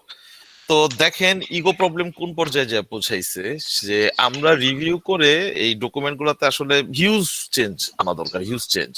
তা আমরা লাস্ট হচ্ছে হলো জানুয়ারি, ফেব্রুয়ারি, মার্চ, এপ্রিল, মের হলো 20 তারিখ থেকে আমরা কন্টিনিউয়াস তাদের বিভিন্ন ধরনের মেল পাঠাচ্ছি যে তোমাদের এইটা চেঞ্জ করো, এটা চেঞ্জ করো, এটা চেঞ্জ করো, এটা চেঞ্জ করো। কারণ ডকুমেন্ট যদি আপডেটেড না থাকে, আমরা পরে যদি টেস্ট এক্সিকিউশনে যাই তখন আমরা আসলে রেফারেন্স দিতে পারি না, এবং রেফারেন্স না দিতে পারলে তখন ওরা রিজেক্ট করে দেয় যে তোমরা এটা কোথা থেকে পাইছো, ব্যাপারটা এরকম কাইন্ড অফ।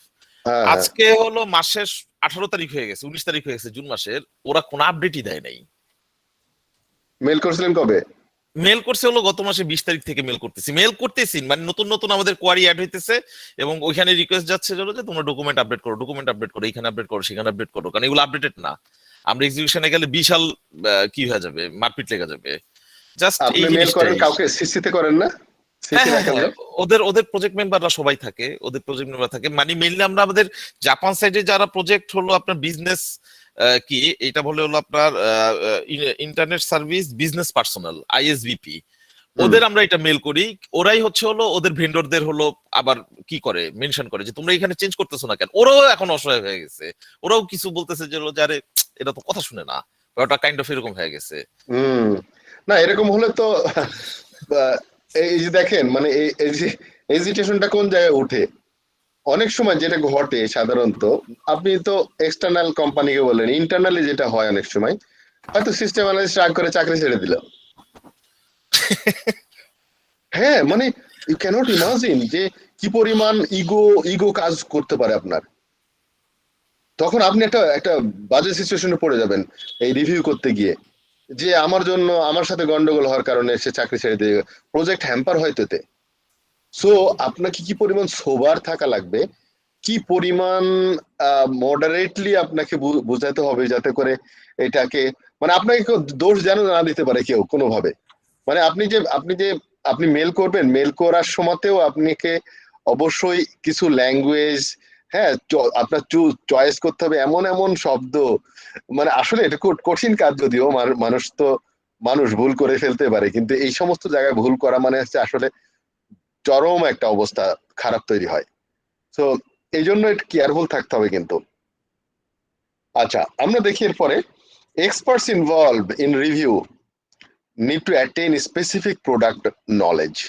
সো আপনি দেখেন রিভিউ করতে যাওয়া মানে হচ্ছে ওই যে অনেক বেশিরভাগ টেস্টারই জানে যে বিজনেস প্রসেস ফ্লো অতটা জানে না, ভিতরে খবর রাখে না, খালি ব্ল্যাক বক্স টেস্ট করে ছেড়ে দিচ্ছে, আমি পাইছি ছেড়ে করে দিছি। This is not the way of testing. হ্যাঁ, তো তার মানে আপনাকে প্রোডাক্ট নো হাউ জানা লাগবে, হ্যাঁ আপনার থাকাই লাগবে, না হলে কিন্তু আপনি ভালো টেস্টার হতে পারবেন না। তাহলে এটা করতে হলে তো আপনার টাইম দিতে হবে কিন্তু, তাই না? এরপর হচ্ছে কনসিডারেবল টাইম ইনভেস্টমেন্ট, 10 to 15%, কম না কিন্তু। টোটাল ওভারঅল প্রজেক্টে 10 to 15% বাজেট লাগবে হচ্ছে আপনার রিভিউর জন্য। আপনার 1 কোটি টাকার প্রজেক্ট থাকলে 15 লাখ টাকা হচ্ছে রিভিউ কস্ট যাবে কিন্তু এই রিভিউ কস্টের কিন্তু অনেক ডিমান্ড, অনেক অনেক। এই যে 15 লাখ টাকা আপনার খরচ গেল, এই 15 লাখ টাকা কস্ট কি টেস্টিংটা ছাড়াই, মানে স্ট্যাটিক টেস্টিং এর জন্য 10%? হ্যাঁ, সব পুরো প্রজেক্টের 10% যাবে যে রিভিউ করতে, শুধু স্ট্যাটিক টেস্টিং করতে, স্ট্যাটিক টেস্টিং। বাবা। আচ্ছা আমি কেন এটাকে তারপরও ফেভারেবল বলি, এই যে ট্রেনিং করছেন এর জন্য টাকা খরচ হচ্ছে না? জি হচ্ছে। এমপ্লয়ীদের ট্রেনিং করতে কস্ট ইনকার করে, তো এই জন্য বলে যে training incur cost, no training incur more cost. মানে কি আজিজ ভাই? জি স্যার, ঠিক আছে স্যার। মানে হচ্ছে আপনি যদি ট্রেনিং না করেন তাহলে আপনি এফিসিয়েন্সিটা কম থাকবে, তো যার ফলে এফিসিয়েন্সিতে যা খরচ করবেন আপনি ওই ট্রেনিং এর খরচ করার থেকে ওইটার খরচ অনেক বেশি হবে। এই জন্য আমরা সফটওয়্যার এস্টিমেশন করার জন্য দুই ধরনের এস্টিমেশন করি, নোভিস দিয়ে এস্টিমেশন আর এক্সপার্ট দিয়ে এস্টিমেশন। আমরা দেখি যে এক্সপার্ট দিয়ে এস্টিমেশন করতে গিয়ে প্রথমে দেখায় যে আমি অনেক টাকা স্যালারি দিচ্ছি এক্সপার্টদের, প্রথম দিকে পেইনটা দেখা যায় যে এত টাকা দিতে হবে, আরে নোভিস নিয়ে করো। পরে হিসাব করে যখন আমরা দেখাই যে নোভিস নিয়ে করতে গেলে যে প্রজেক্টের ভ্যালুয়েশনটা দাঁড়াচ্ছে হচ্ছে এই পরিমাণ, তখন বাধ্য হয় এক্সপার্টের কাছে যেতে। কারণ এক্সপার্ট হয়তো একটা কাজ 15 মিনিটে শেষ করবে, নোভিসকে দেখবেন যে 7 দিন লাগছে তার।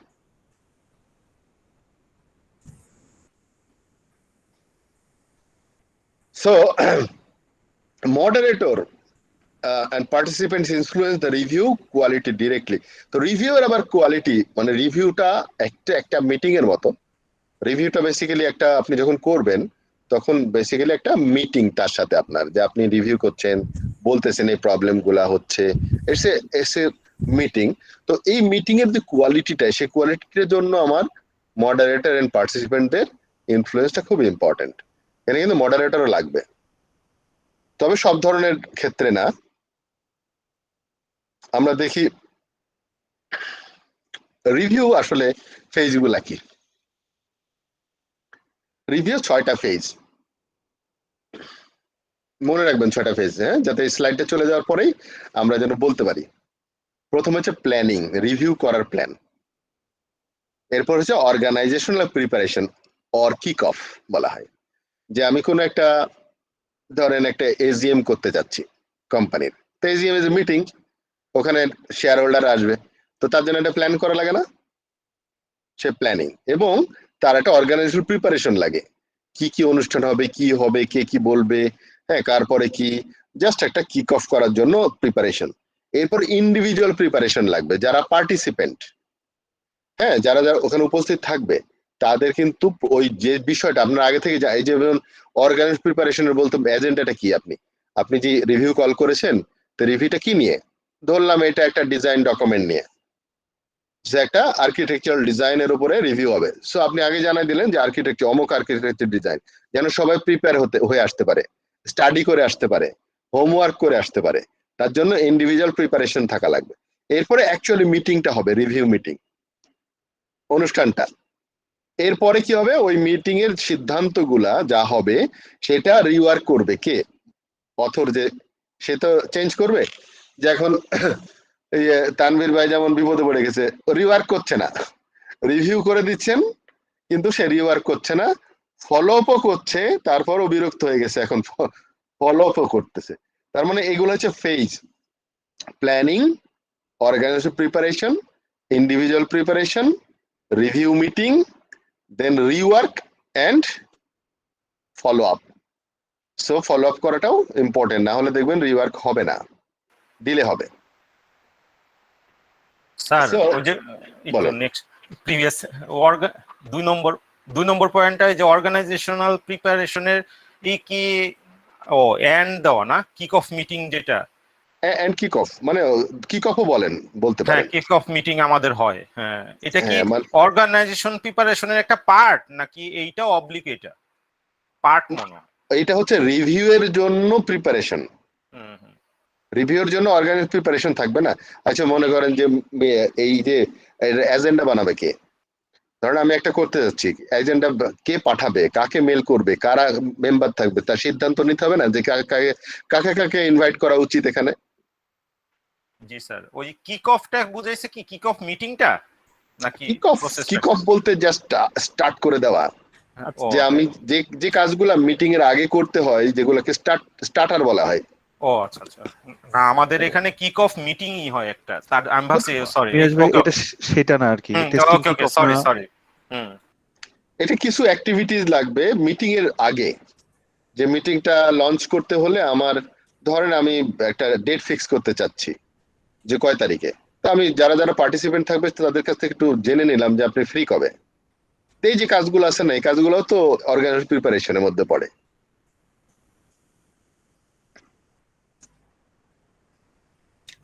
Sir understand, thank you. Then কি কি রোলস এন্ড রেসপন্সিবিলিটিস থাকবে, এটা জেনারেলি ম্যানেজার ও প্রজেক্ট ম্যানেজার, উনি যেটা সিনিয়র পারসন মোস্ট এই প্রজেক্টের, তবে উনি সবগুলোতে থাকে না, আমরা দেখব সব রিভিউতে ওনাকে রাখার দরকার নাই, মোস্ট সিরিয়াস মিটিং গুলাতে ওনার থাকতে হবে। মডারেটর যেটা যে বেসিক্যালি রান করবে, যেটা যিনি, তো মডারেটর হচ্ছে যেমন আমাদের সংসদ ভবনের স্পিকার, উনি হচ্ছে মডারেটর, যাতে করে উনি হচ্ছে ওই মাইক অন অফ করবে আর কি, কেউ বেশি ঝগড়া করে ফেললে তার মাইক অফ, যাতে কন্ট্রোলে রাখা যায়, না হলে দেখা যাবে যে মিটিংটা বাজে দিকে চলে যেতে পারে।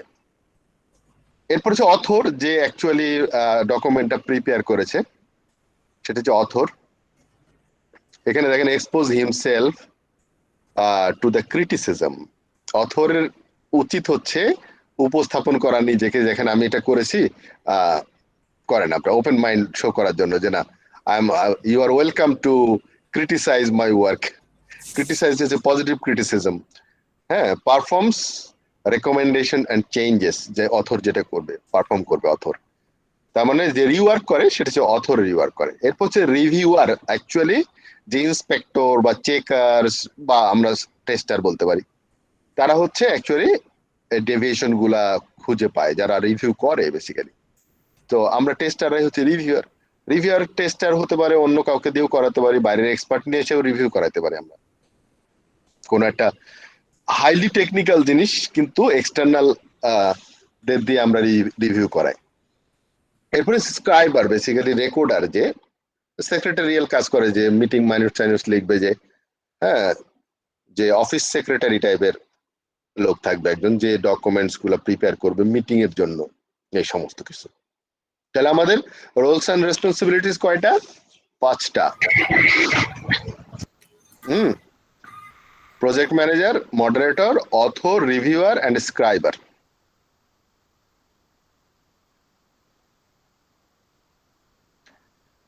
দেন টাইপস অফ রিভিউ, 4 ধরনের রিভিউ আছে, এই ভেরিয়েন্টস অফ রিভিউ যেটাকে বলছে। একটা হচ্ছে inspection, walk through, technical review আর ইনফর্মাল রিভিউ। সো ইন্সপেকশন হচ্ছে হাইলি ফর্মাল, যেখানে আর করে এর প্রজেক্ট ম্যানেজারে থাকা দরকার। আর হচ্ছে ইনফর্মাল রিভিউ হচ্ছে জাস্ট পিয়ার টাইপের, মানে আমি একটা কলিগকে ডেকে একটু বললাম যে আসেন না আমার এখানে একটু চা খেয়ে যান, 10 মিনিট একটু আমার একটা ডকুমেন্ট একটু রিভিউ করে দেন। মানে এটা হচ্ছে সব থেকে ভালো অ্যাপ্রোচ, ইনফর্মাল রিভিউ, যেটা নিজের থেকেই অথর কাউকে ডেকে নিয়ে এসে ওয়েলকাম করে নিয়ে এসে চা খাইয়ে দেয়, ভেরিফিকেশনটা করে নিতে হয়। এই ধরনের অথর আসলে খুব ভালো অথর, যে নিজেকে সাবমিট করতে পারে অন্যজনের কাছে যে আপনি আমার ভুল ধরে দেন। ওয়াক থ্রু হচ্ছে, আমরা দেখবো যে আসলে ওয়াক থ্রু 4 ধরনের আমরা রিভিউ দেখলাম। সে এ হচ্ছে আপনার রিভিউ হচ্ছে 4 ধরনের। তো আচ্ছা, further distinction between of review is made depending on the nature of the review object, that is product or process। কোনটার উপর ডিপেন্ড করছে কি ধরনের রিভিউ করব আমরা। যদি হয় সিস্টেম ডিজাইন, অবশ্যই ইন্সপেকশনে যেতে হবে, ওয়াক থ্রু থেকে ইন্সপেকশন পর্যন্ত যেতে হবে।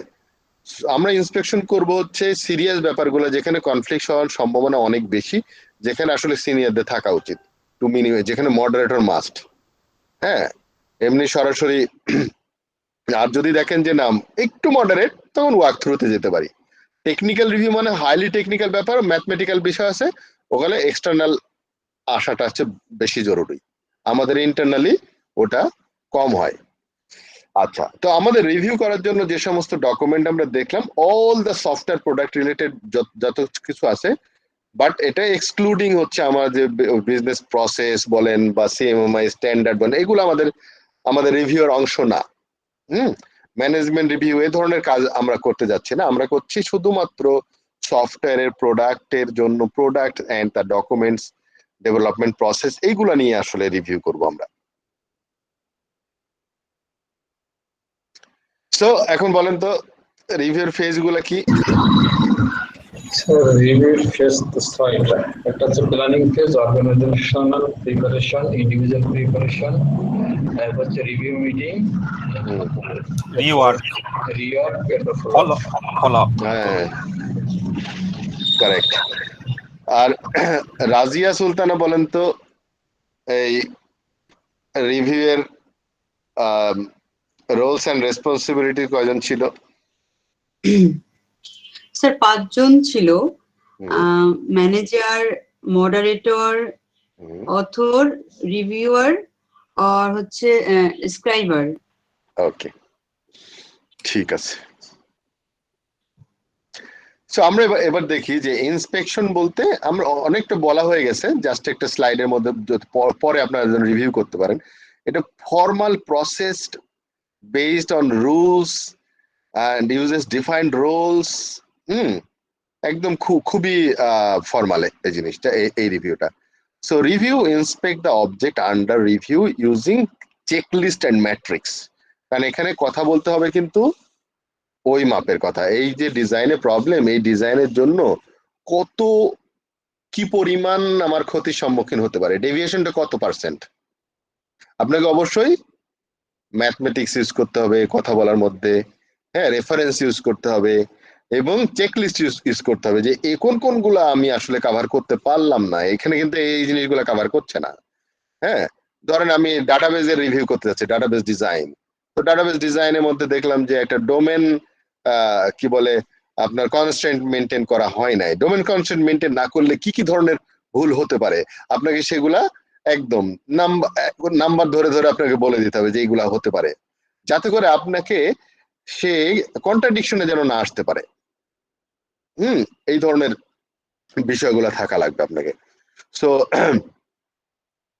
যেমন প্রবলেম পার পেজ, আপনি যদি এই যে তানভীর ভাইকে বলতেছি, মনে করেন যে হিউজ ভুল আছে, ইনকনসিস্টেন্ট আছে, আপনি হিউজ না বলে যদি বলতেন যে এই ডকুমেন্টের মধ্যে এতগুলা ভুল আছে সংখ্যা দিয়ে, হ্যাঁ, আপনি অথবা পার্সেন্টেজ দিয়ে বা সংখ্যা দিলে আরো ভালো হয়, সংখ্যাটা হচ্ছে এত এত সংখ্যা, তখন হবে কি এটা নজরে আসবে। যখন আমি একটা গল্প সামনে দেবো, যতটা নজরে আসে আমি বুলেট করে দিলেই কিন্তু আপনার নজরে বেশি চলে আসবে। এর মধ্যে আবার কালার করে দিলে আরো বেশি নজরে আসবে। আমি যদি পাই চার্ট করে দিই আরো বেশি নলেজ চলে আসবে।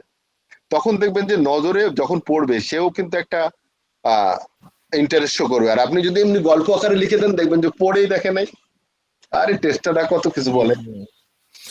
রাসেশন, এখানে আমাদের একটা কমন প্র্যাকটিস আছে এই ক্ষেত্রে, আমরা আসলে পিক্টোরিয়াল এভিডেন্স দেই।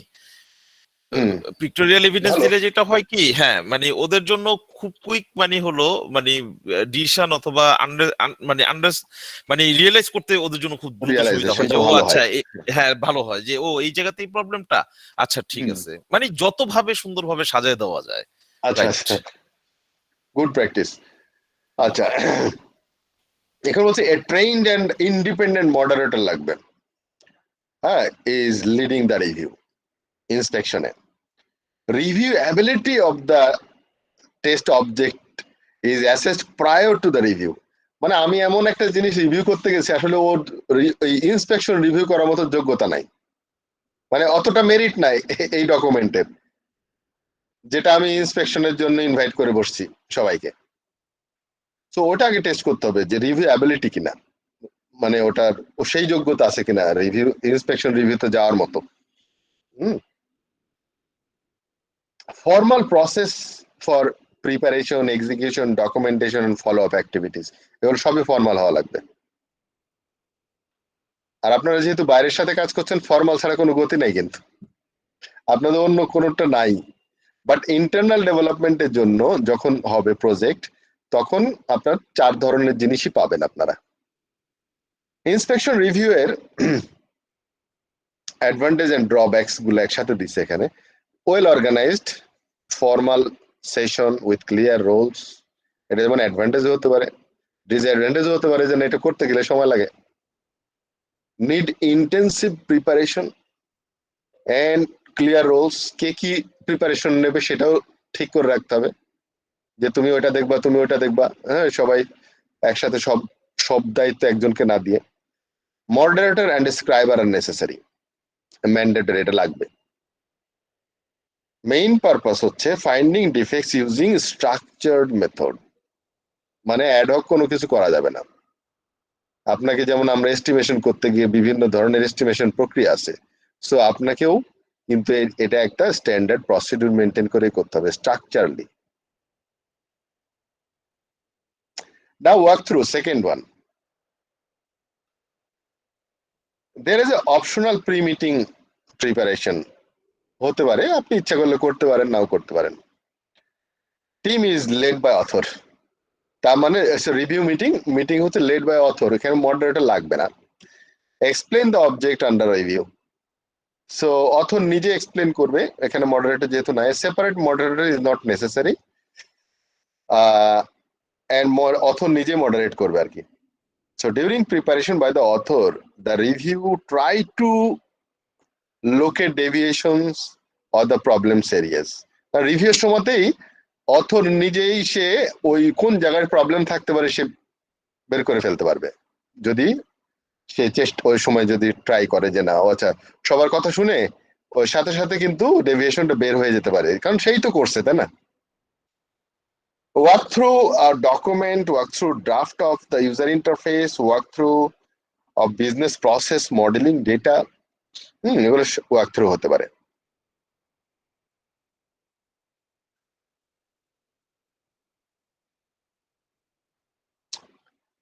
আচ্ছা, little effort in preparing the reviewed session, অল্প হতে পারে একদিনের প্রিপারেশনই করা যায়, but it is an open ended session, কারণ অথর নিজেই তো, এই জন্য একটা ওপেন এন্ডেড সেশন হওয়া লাগবে। Session can be initiated a short term notice. Author has a great influence to outcome since he or she moderates the author. There is a danger of domination by the author. Critical points are not addressed in depth.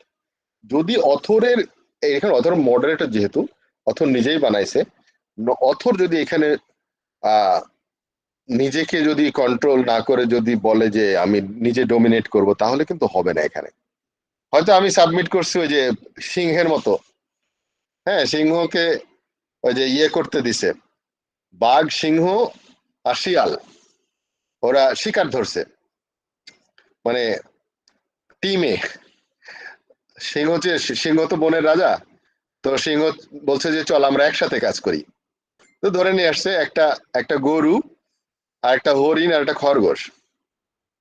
তো শিয়াল কি বলে, সিংহ বলতেছে যে আমি তো প্রতিদিন বিচার করি, আজকে ভাগ করো, বাঘ ভাগ করো। তো বাঘ তো রেশনালি ভাগ করছে যে আপনি রাজা, আপনি গরুটা খান, আর আমি তো বাঘ, আমি হরিণটা খাই, আর শিয়াল হচ্ছে খরগোশটা খায়, ও ছোট মানুষ। তো সিংহ এক থাবা দিয়ে ওরে মেরে ফেলছে বাঘকে, যে এরকম একটা কি বলে এটাকে, মানে ভাগটা ঠিক হয় না, বৈষম্যমূলক ভাগ হয়েছে। এক থাবা দিয়ে দিছে বাড়ি, মানে মেরে ফেলেছে বাঘকে। তখন সিংহ বলছে শিয়াল তুই ভাগ কর। তো শিয়াল বলছে আপনি হলেন বনের রাজা, আপনি তো গরুটা খাবেন, আর হচ্ছে যে আপনি যে কষ্ট করে আমাদেরকে দায়িত্ব দিয়েছেন, এই জন্য হচ্ছে ইয়েটা হরিণটা আপনার, আর হচ্ছে খরগোশটা আমি ছোট মানুষ, না খেলেও চলে, আপনি এটাও খায়েন। তো সিংহ বলছে আরে তুই তো অনেক বুদ্ধি, তোর কত রেশনালি ভাগ করতে পারিস তুই, মানে বুঝছেন কি করে জানলি বলতো, মানে এত সুন্দর ভাগ তো কি করে পারলি, মানে এত বুদ্ধি তোর। বলে আমি বাঘের কাছ থেকে শিখছি। তাইলে ও মারা যেত। তো এখানে ডেঞ্জার অফ ডমিনেশনটা এতটাই, অথর যেহেতু নিজেই মডারেটর, তো সাধারণত সাবমিট করে ঠিকই যে ঠিক আছে এই যে আমার ডকুমেন্ট আপনারা রিভিউ করেন, তো রিভিউ করে দেখে আপনি এমন একটা ভুল ধরলেন, তার মেজাজ খারাপ দিল একটা, তুমি বেশি বুঝো নাকি, হ্যাঁ, তখন দেবে এই কথাটা বলার সাথে সাথে এরপর থেকে আর কেউ কোনোদিন তার রিভিউতে ক্রিটিক্যাল পয়েন্টস গুলা ধরবে না। হ্যাঁ জি স্যার আপনার, হ্যাঁ খুব ভালো স্যার, হ্যাঁ আমরা খুব প্রশংসা করছি আপনার কাজের, আমার অভিজ্ঞতায় আপনার মতো ভালো ডিজাইন কেউ করতেই পারে নাই।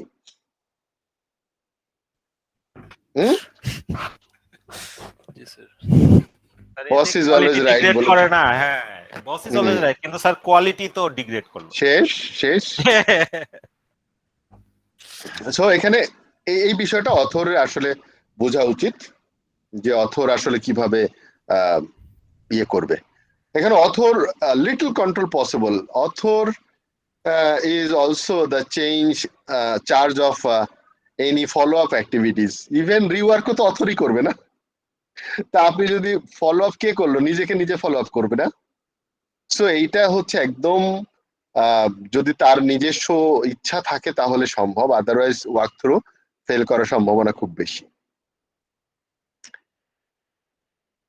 এরপর হচ্ছে টেকনিক্যাল রিভিউ, এখানে আমাদের কিছু করার নাই, এটা হচ্ছে যে এক্সটার্নাল এক্সপার্ট লাগবে, কারণ যদি আমরাও নিজেরাই পারতাম তাহলে আর ভুলটা করতাম না, এই জন্য নিজের চোখে পড়বে না ধরা। হাইলি টেকনিক্যাল ম্যাথমেটিক্যাল বিষয়ে আমরা অনেক চেষ্টা করে যত দূর হয়েছে, কিন্তু বাদ বাকি আমাদের জ্ঞানের বাইরে, ওদের বাইরের এক্সপার্ট নিয়ে এসে তার এক্সপেরিয়েন্স থেকে আমরা এটাকে ঠিক করতে চাই, এটাকে ইন্সপেকশন রিভিউ বলা হয়। সো সেখানে আমার অথর না থাকলেও হবে, কারণ ডকুমেন্ট উইল টক। ডকুমেন্ট দেখলেই, যেমন আমাকে যদি ডাটাবেস ডিজাইন দেন, আমি তো আমার কে বানাইছে দেখার দরকার নাই, সো আমি একেবারে 100% ওকে করে দিয়ে বলতে পারি দিস ইজ এই ডেভিয়েশনস আছে, এগুলো ঠিক করে নাও। সো এটা হচ্ছে anonymous vote of recommendation by the expert panel. So expert panel যা বলবে সেটাই ফাইনাল। সো তার জন্য ইন্টেন্সিভ প্রিপারেশন দরকার, কারণ হচ্ছে যে এগুলো হচ্ছে ম্যাথমেটিক্যাল, আপনাকে প্রুফ করতে হয় সবকিছু, অঙ্ক কষে বের করতে হবে আর ডেভিয়েশনস গুলা।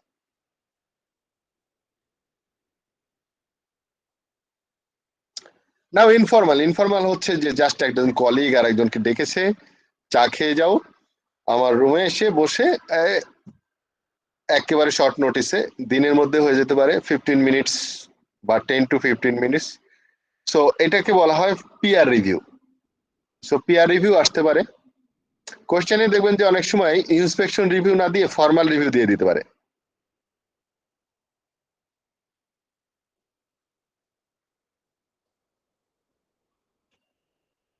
সো ইনফর্মাল রিভিউ হচ্ছে খুব ইজি, কস্ট এফেক্টিভ, প্রোটোকল দরকার নাই, কে বস কে ইয়ে কি বলে সাবঅর্ডিনেট এদিকে দেখার কোনো সুযোগ নাই, কারণ যে নিজে ডেকে নিয়ে এসছে সে আবার চাও খাওয়াচ্ছে, অতএব তার ভুল ধরাটা খুব সহজ।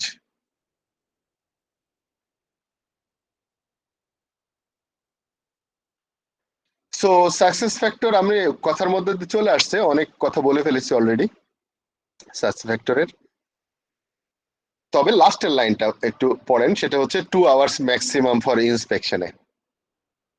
যদি আপনি আসলে সাকসেস হতে চান ইন্সপেকশনে, ম্যাক্সিমাম 2 আওয়ার্স, 2 আওয়ার্স এর বেশি হলে বুঝবেন যে চেয়ার ছোড়াছড়ি চলতেছে। মানে স্যার ফর্মাল রিভিউতে 2 আওয়ার্স এর বেশি না স্ট্যান্ডার্ড। 2 আওয়ার্স এর বেশি হওয়া মানে গন্ডগোল হচ্ছে এখানে, আসলে কিছু হবে না এদিন। The court should be adjourned for today. মাথা ঠান্ডা করার টাইম দেন। এই জন্য দেখবেন যে কোর্টে বিচার কিন্তু একদিনে করে না, সময় দেয়, সময় দিতে দিতে একটু ডিলে করতে করতে দেখবেন যে অনেক প্রবলেম সময় সলভ করে দেয়। সো ওই জন্য আমাদের এজিটেশন যেন না হয়, তার জন্য ম্যাক্সিমাম 2 আওয়ার্স এর বেশি না কিন্তু। সো এটা মডারেটরের মাথায় থাকতে হবে যে 2 ঘন্টার বেশি হওয়া মানে হচ্ছে যে এটা কাজের কাজ হচ্ছে না, অকাজ হবে। এইটা আজকে অফিসারই জানলাম আর কি, কারণ কি যে আমরাও দেখছি আর কি, যেসব মিটিং এ অনেক বেশি লম্বা হয় সেগুলো ডিসিশন ছাড়াই আমরা চলে আসি। হ্যাঁ এক্স্যাক্টলি, ওই এফেক্টিভ হয় না। হ্যাঁ এক্স্যাক্টলি।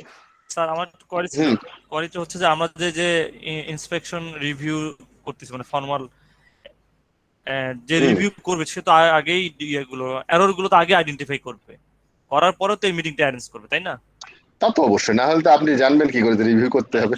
এটা তো শিডিউল কাজ না যে চলেন আমরা একটু খেলি, এরকম না তো।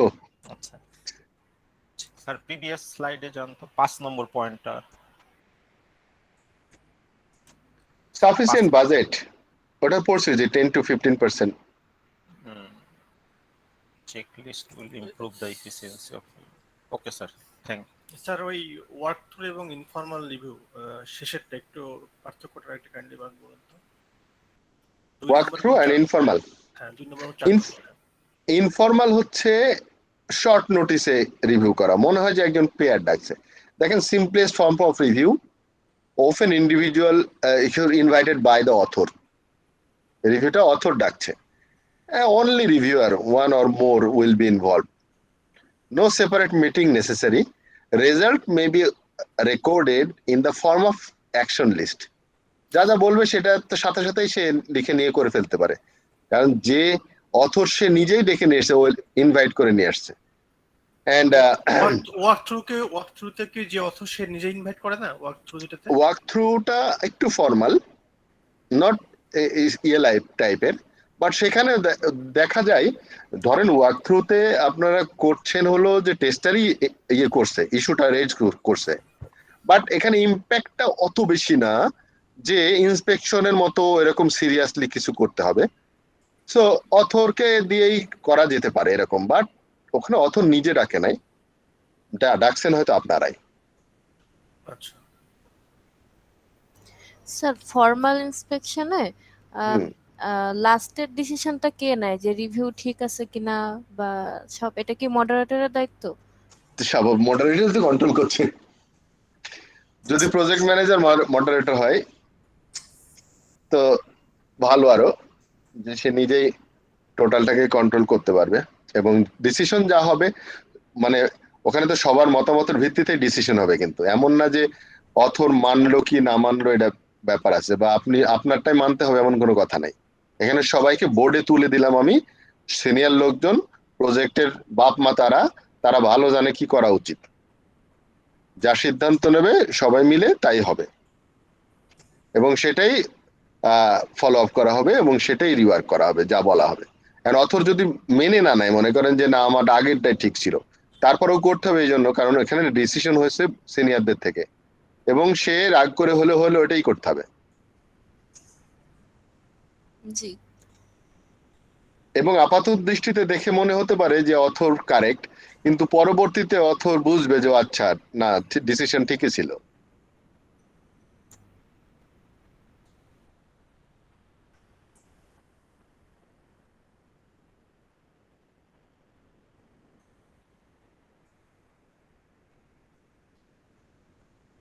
So this is the summary of review. এখন আমরা চলে যাই static analysis tool based. If you don't mind Rashed sir, সবাইকেই জিজ্ঞেস করি, একটা ব্রেক নিয়ে কি পরে আমরা বুঝতে পারি? ও হ্যাঁ, টাইম বেশি শর্ট হয়ে যাবে। ওকে ঠিক আছে, তাহলে সবাই যদি এগ্রি করে স্যার ব্রেক নিলে ভালো হয়। ওকে ঠিক আছে, তাহলে এখন বাজে 20, সরি 20 বলতে আপনাদেরও 20, ঠিক আছে 20 আছে, 20 আমরা আসবো হচ্ছে 35-এ, তাই তো? জি okay okay thank you. Thank you. Okay, thank you.